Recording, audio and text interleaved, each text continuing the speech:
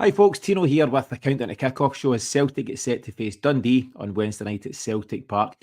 Joe, we'll be hoping for far more of the second half type performance that we've seen against Motherwell than the first half. How are you looking forward to this one? I'm actually looking forward to it. The second half was very encouraging. Carters-Vickers coming on makes a massive difference, and you can just tell straight away how much composure he has, just such a calming influence in the game, and we were actually creating more when he came on as well. So, yeah, I'm looking forward to it. I'm optimistic that this is the turning point. I know I might have said it before, but I'm optimistic this is the real turning point with Carters-Vickers coming back, so I'm looking forward to it. Yeah, Joe, the glass is half full. It's the only way to be. You've got to look forward and take these positives. It's been that kind of season, though, hasn't it? There's been so many ups and downs and false dawns. You know, Celtic have had some big performances, beating Rangers twice, going toe-to-toe with Atletico at Celtic Park, things like that. But there's also been a number of disappointments there and cheap points dropped in the league. What we really need to find now with this, 11 games left, is a real consistency. And the players should take encouragement from just what they've done over that second 45 at Fir Park. Yeah, they definitely should. And as I say, I'll mention them again later on, but with Carters-Vickers coming back, I mean, I'm thinking the games that we have dropped out points this season and domestically, where I think Kilmarnock were in with Carters-Vickers. I think it was Nat Phillips and Liam Scales, maybe right in saying Kilmarnock away.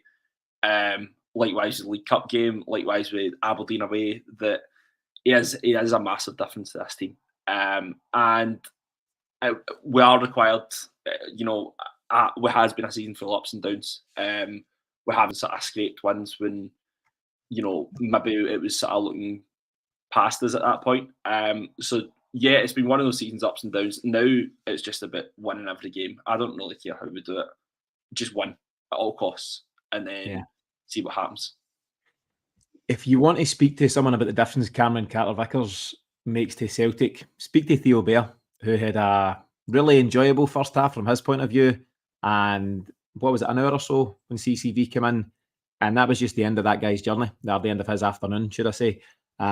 He's obviously not a player who's going to score or assist many, at all over his time at Celtic.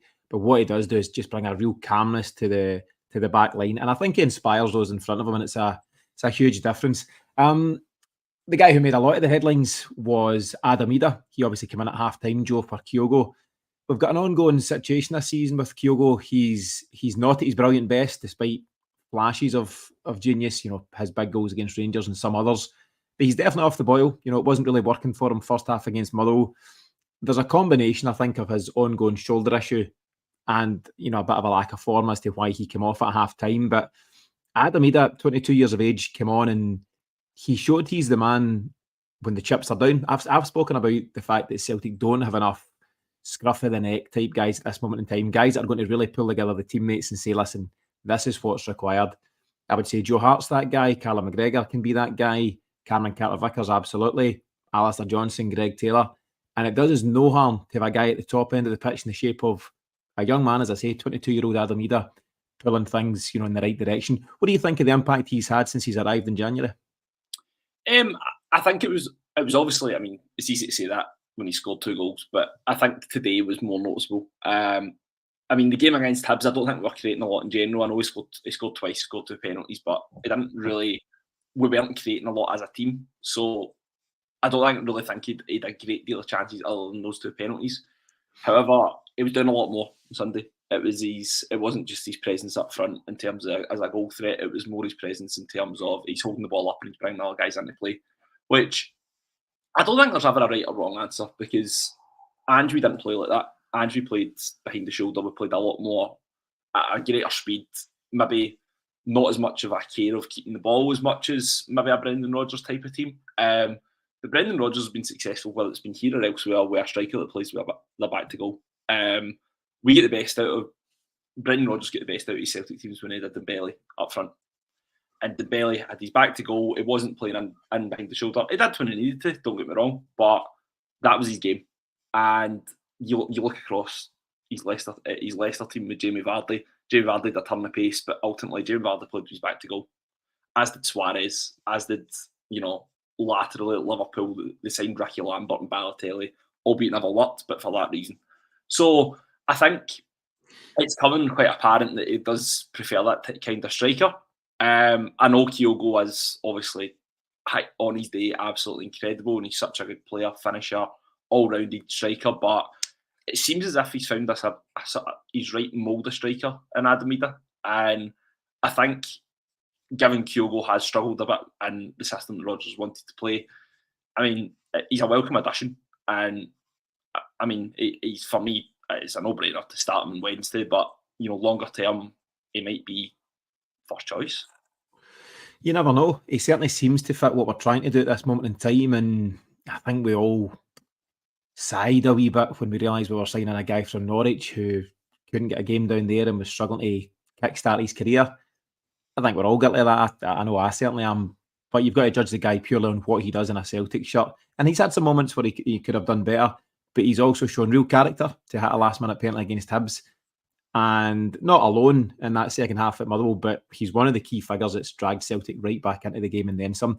I was speaking to a good mate of mine, Davy Gregg, just last night, and he was saying what he felt was a big impact against Motherwell was Celtic's willingness in that second half to cross early. Greg Taylor's cross for the first goal being the epitome of that. It was such a good goal, Joe. I don't know how far out Greg Taylor is at the time, 35 yards. He's relatively deep, but it shows you don't necessarily need to get to the byline. We've spoken about it. We've said, what's happened to strikers and wingers and fullbacks getting to the byline? We're not doing that anymore, and it's hampering Kyogo's ability to get goals. But actually, there's a lot to be said for crossing it early as well, because what it does is it catches defenders off guard. They're not ready for it. They're not set. If you get to the byline, defenders know exactly what's coming. They can get themselves positioned and they can clear the danger. And if you get guys like Mugabe and Callum Butcher and others at Motherwell, that would suit them fine. But Greg Taylor saw the opportunity to cross early. Brilliant finish by Idah. Alistair Johnson, likewise, for the second goal. Obviously, it's a late goal by Idah and it's on the deck this time. But Johnson, he basically just turns and flashes it across goal. He doesn't turn, look up, check who's making the moves. He doesn't even look, because the goals don't move, Joe. Everyone knows that. And he's just put it in a dangerous area and it's got as the goal. And you could even argue that for the third goal, Yang's just put it across first time and Louis Palmer's done what all good wingers should be doing, arriving late at the back post. So listen, that's Wednesday. That's Sunday. We need to look on to Wednesday now. So lots of good stuff, second half to encourage the players. But there's going to be some calls now for Brendan Rodgers in terms of what that starting 11 looks like. We've seen the news, or heard the news last night, Joe, that Mike Nawrocki has picked up another injury. I don't know if Liam Scales is up there spiking folks' tea. I'm not sure what's going on with the centre halves, but there's guys dropping all over the place, and it's unfortunate that Nawrocki gets what is a relatively rare start of the weekend, and he done okay. I know he came off for Carters-Vickers, but he'll be frustrated at picking up what seems to be another niggle of sorts. I would argue then that the centre-half pairing is going to be Liam Scales and Carter-Vickers again, but what do you think the back four in general will be, Joe? I think the team that finished the game on Sunday has to be back four. You mentioned Greg Taylor and Alistair Johnson's influence. Again, easy to say because they've assisted 2 goals, but you're right that they were hitting the ball in the box. They weren't messing about around 18-yard box, and a team like Motherwell generally will defend their 6-yard line, really. Guys like, as you say, Callum Butcher, Paul McGinn, Bevis Mugabe, guys like that will defend their 6-yard line, and passing it around the 18-yard box and sort of looking for an opening often suits them down to the ground, really. But yeah, I think it will be the same back four. I think it's an absolute no-brainer. I would love that to be the back four from now until the end of the season, and play every game. Something that we've not really had this season is a bit of consistency in our back four, and we've not had any consistency. They've not done any games for whatever reason. So I think that needs to be a back four. Absolute no-brainer. You might have the stat, Joe. We read it out last night on the weekly show. It came from at Celtic FC Trivia on Twitter. And he pointed out that of Celtic's 36 games this season, there's been 30 different lineups. Inconsistency has been the word of the season in terms of how that's gone. And there will always be different lineups as managers tweak their system, bring guys in January, bring guys back into the fold from injury and whatever else. But 30 certainly feels like a lot. And I think it goes hand in hand that with those inconsistent lineups, you're going to get some shaky results and performances. He's got a call to make, Joe, in the midfield. Tomoki Iwata got a fairly rare start on Sunday, and I thought he was really good. Despite how poor Celtic were in the first half, I thought he was nice and tidy. He was keeping it short, he was keeping it simple, and he was mopping up anything that kind of broke in the midfield. He then goes off after about 77 minutes to a chorus of boos, not because he was playing poorly, but I think because the fans believed that he was doing well and he should have stayed on the park. Managers will live and die by these decisions. Brendan Rodgers has obviously sought to change it up because at that point you're one each in the game, a game you need to win. Although Brendan Rodgers said a draw wouldn't have been a disaster, I think it would have been, Joe. So he's made that call. He's brought in Paulo Bernardo, who's certainly a more attack-minded player. I don't think Bernardo was great. The various other subs had a huge impact. Idah, Carters-Vickers, definitely Yang, and to an extent Louis Palmer, who obviously get the last goal.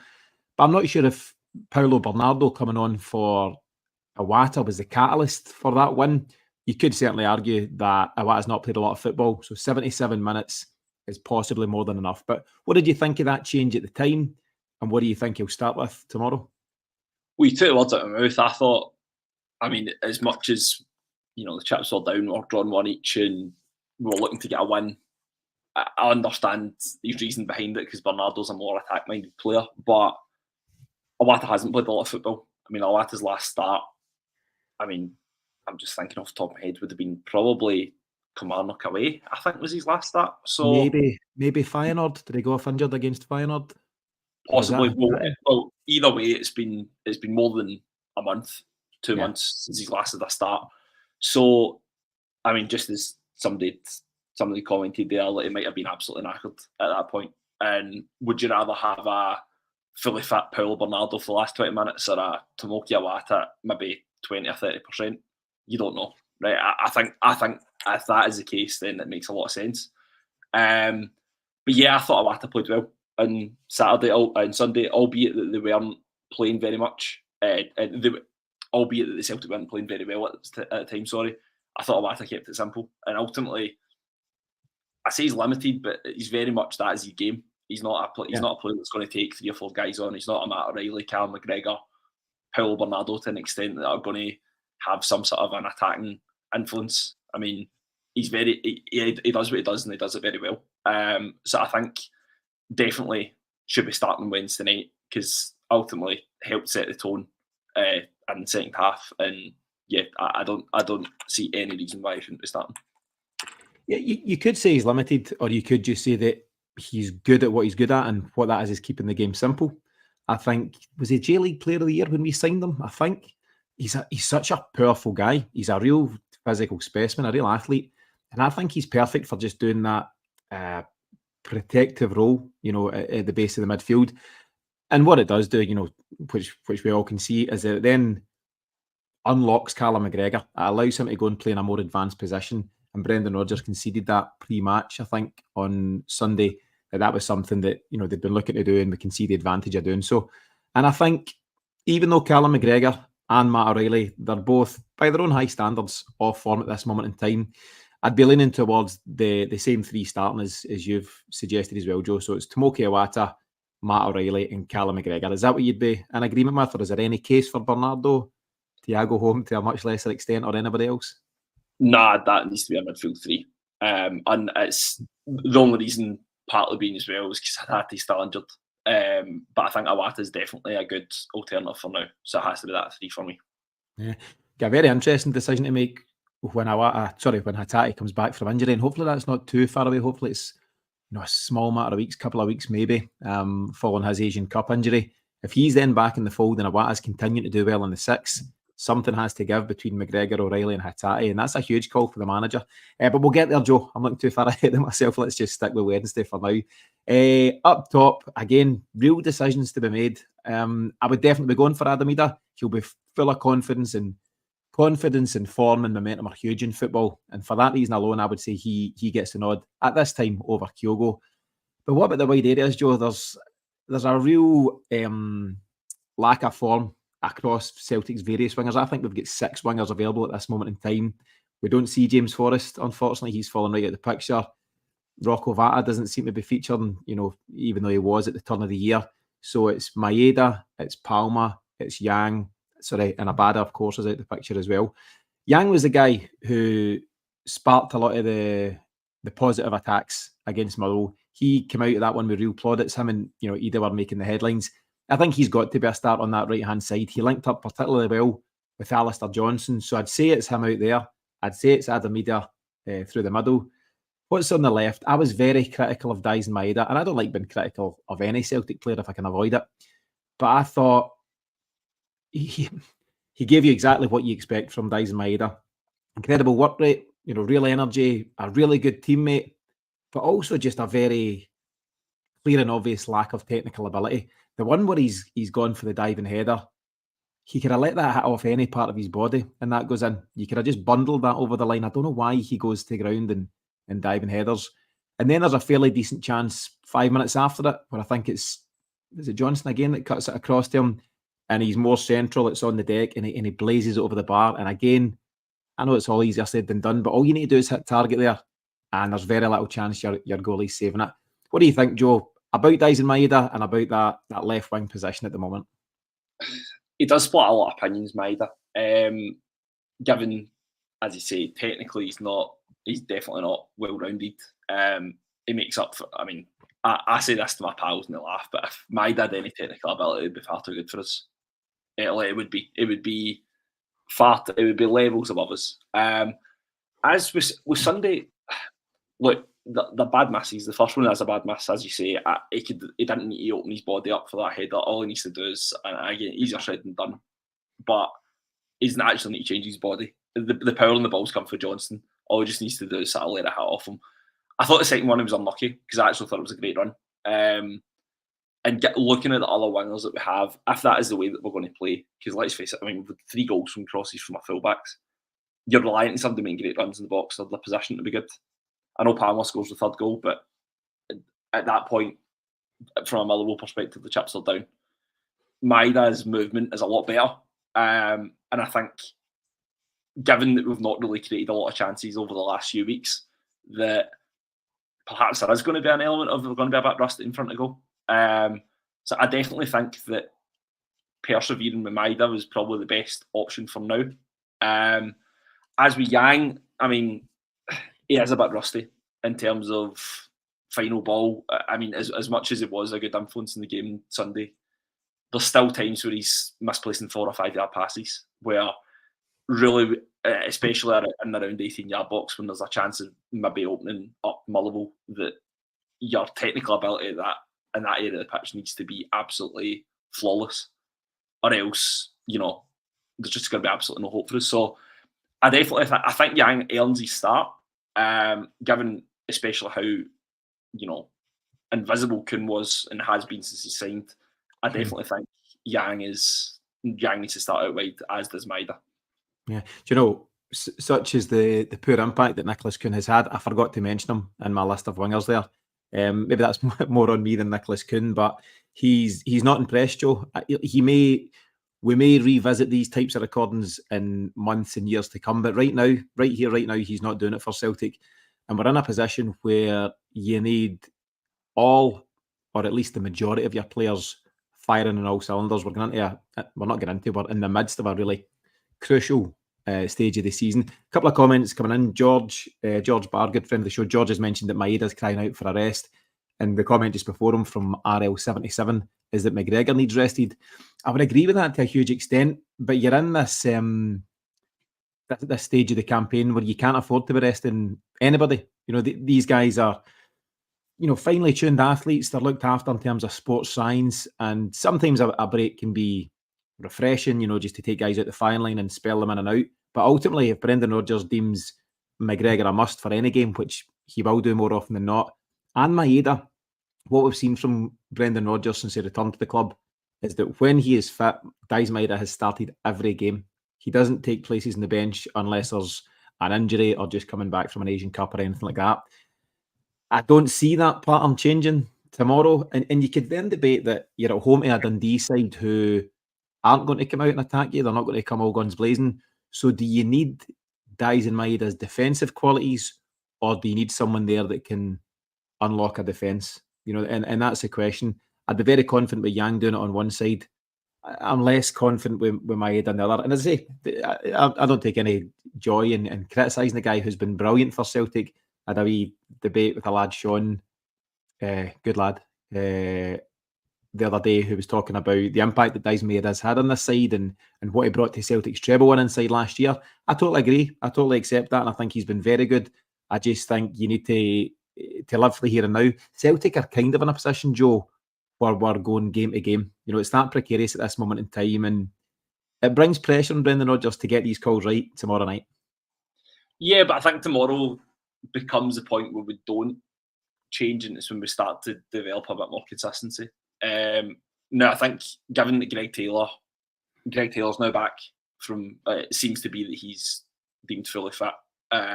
He's got obviously injury concerns because as much as he was back against Kilmarnock, he gets subbed after 70 minutes.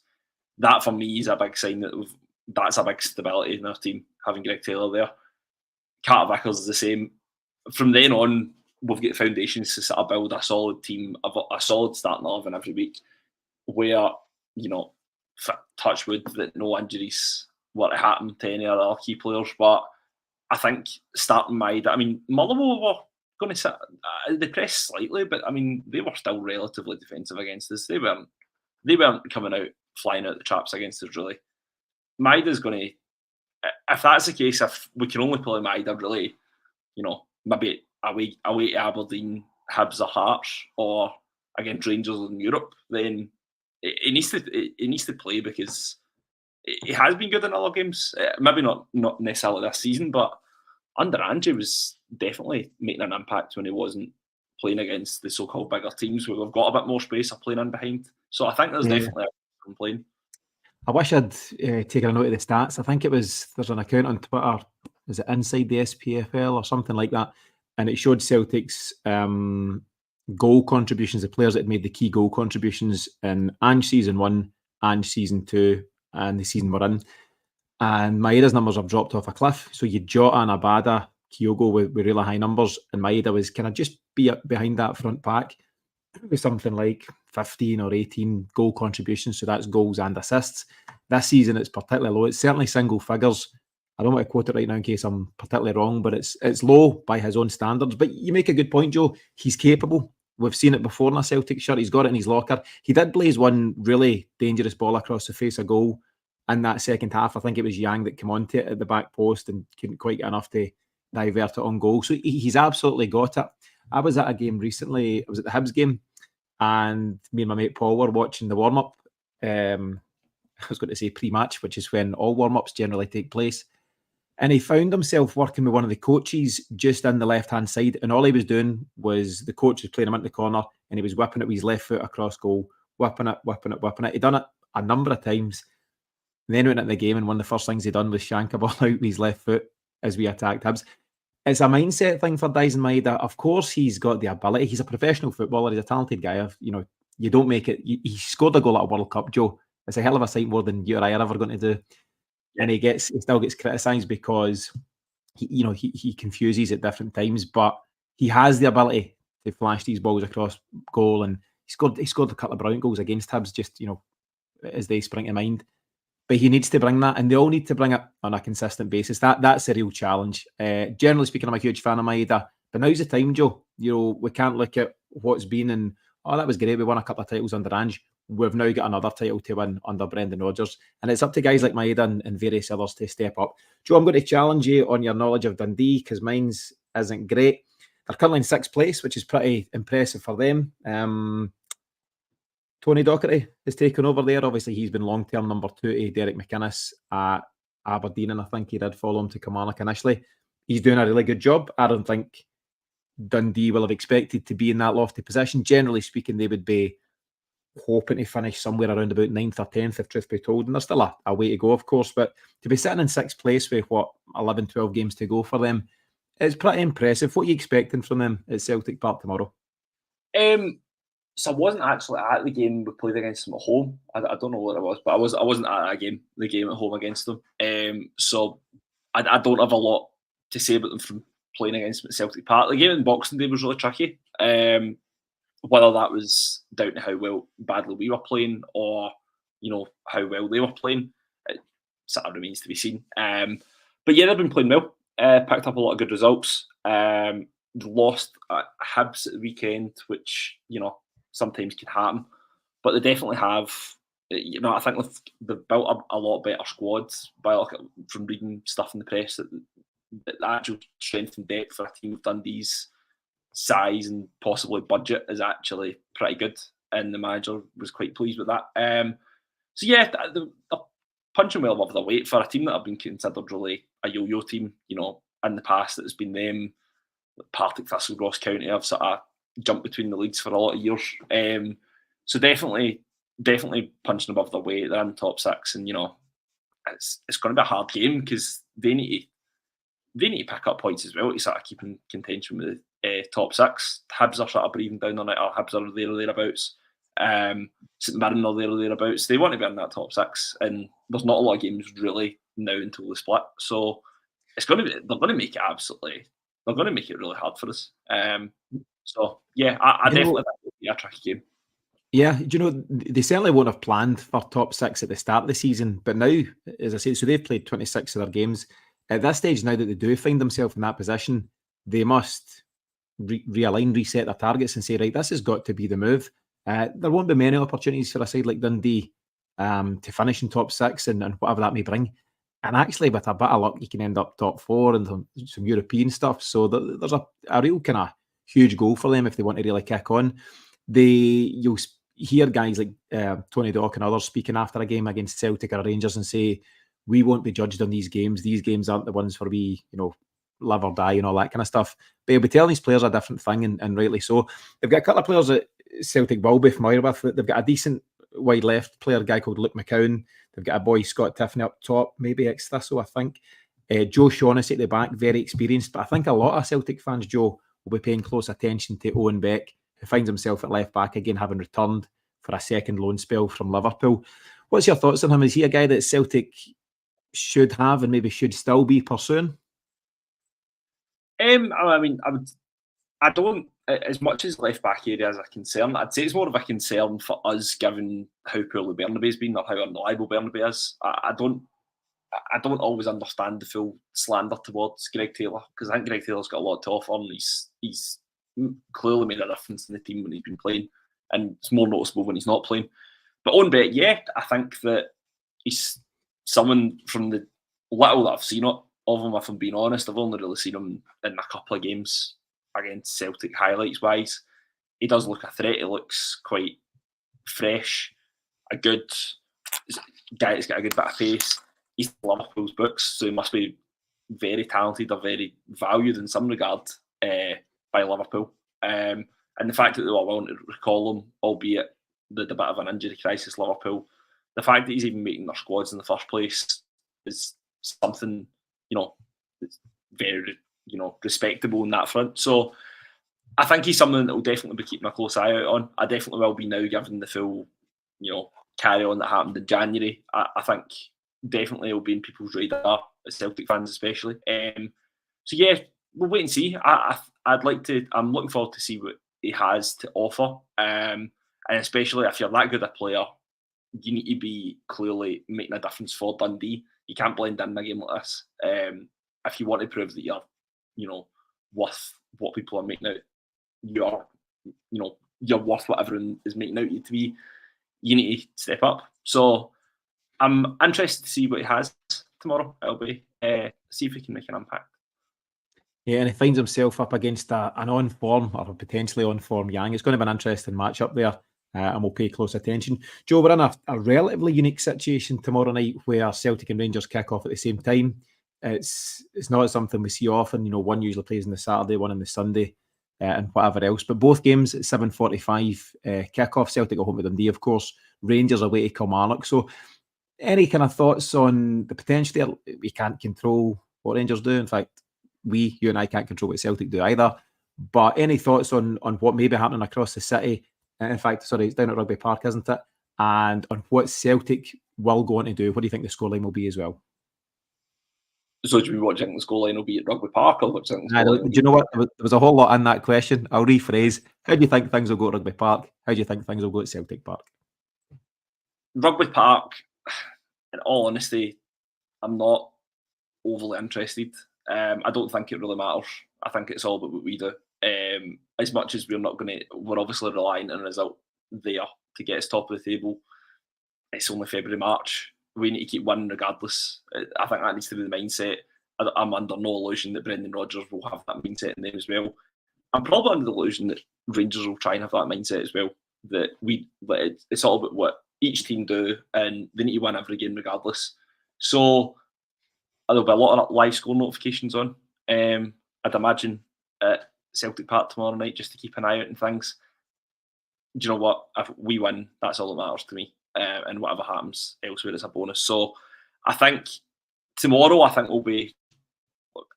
I'm optimistic that we keep that form going from the second half on Sunday. So I'm going to say 3-0. Very optimistic, but I'm going to say 3-0. And at Rugby Park, we'll go with you one each. 95th minute. 95th minute. Sneaky one each. Do you know, you say that a lot of folk will have the live score notifications on. I won't be one of them. I can't remember the last time I got a signal of any nature at Celtic Park. It doesn't work for me at all. So I'll need to check in with somebody near me. But yeah, people will be paying a close eye. I think it'd be foolish or naive not to. You know, the focus for the most part, of course, will be on what Celtic's doing. But you want to be aware of what's going on elsewhere. I think Celtic will step up and extend what they've done in the second half against Motherwell. I think we'll see 4-0 Celtic. I think now's the time when we need to see something like that, Joe. We had a good discussion with Miff, Paddy and Asim on the weekly show last night, and Asim is saying it's not just about the win for him. He wants to see a performance and he wants to see goals. There is every possibility this title could go down to goal difference, and with every respect to Dundee, a home game against them is where Celtic need to step up. What we'll do, apologies to the various folk in the comments that we've not been able to get back to, but thanks as always for chipping in. We've got Robert McKeown, JJI, Northampton, Tim, George, Gypsy King, loads of guys in Feed the Bear, and thanks to everyone that chips in and continues to do so. But Joe, I'll come to you for your final thoughts ahead of this one. Sorry, repeat again, Tino. I just that went a bit jumpy there. Sorry, were you busy? I'm just asking just your final thoughts, Joe, ahead of the game. I'm looking forward to tomorrow. After Sunday, I was optimistic about the second half performance. As I say, we've got key players coming back in their defensive areas, and Adam Idah coming on, making a real impact when he signed at first, it wasn't a very exciting Hollywood signing that we were maybe naively expecting. But definitely looking forward to Wednesday. I think it will be a really big lift if we can win comfortably. But I'm honestly really concerned with I want a good performance. I don't want a 1-0. I want a win and a performance to match it. Yeah, and I think a lot of people feel the same, Joe. But I think it's one to look forward to with a bit of optimism given what we've seen second half at Fir Park. We've got a busy week going on just now. So as I mentioned there a few times, we had the weekly show last night. That's available now wherever you get your podcasts. We're obviously doing now the countdown to kickoff ahead of the Dundee game. We'll then be doing the final whistle show. That won't be coming out until Thursday. So game finishes late on Wednesday night. We'll have that on Thursday. But in between times, we'll be continuing with our CSC Stories series. So I spoke to Sean Kelly from the Detroit CSC, and that'll be available around about 2 o'clock on Wednesday tomorrow. So lots of stuff going on, but thanks as always for the support, whether you watch us on the live or if you listen to the podcast. We'll see you again on Thursday, as I say, for the follow-up. In the meantime, hopefully Celtic can get a big 3 points. Joe, thanks for joining us. We'll see you all again soon.